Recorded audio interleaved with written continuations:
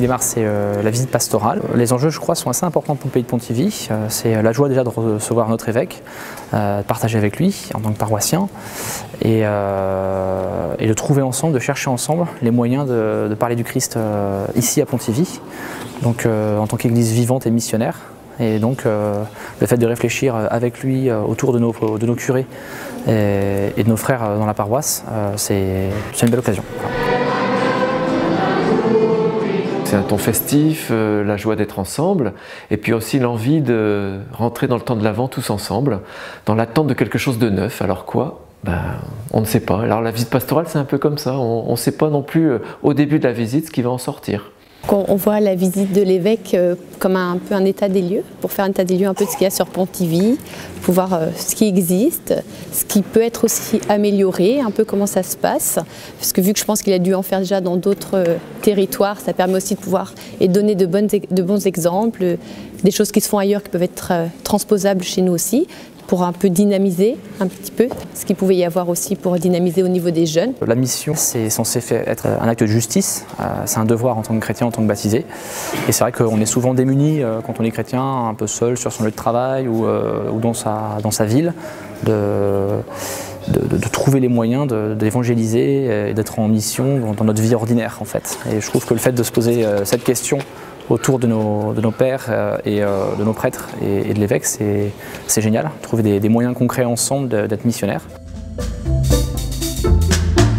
Faisant partie aussi d'un milieu associatif, l'ACI, voir un peu ce que nous, en tant que missionnaires, nous pouvons dire aussi pour un petit peu dynamiser aussi. Je pense que c'est surtout ça le mot, surtout pour le centre-Bretagne, qui a peut-être besoin un petit peu de dynamisme. Cette visite pastorale de notre évêque, c'est un rendez-vous important pour tous les chrétiens du secteur. Pour nous prêtres, on a essayé de s'y préparer et d'y préparer nos paroisses. Notre évêque souhaite, quand il visite les pays, qu'on prépare un certain nombre de thèmes, un certain nombre de projets ou de chantiers. Donc il y a différents chantiers. Tout le monde en fait va passer beaucoup de temps durant ces 15 jours.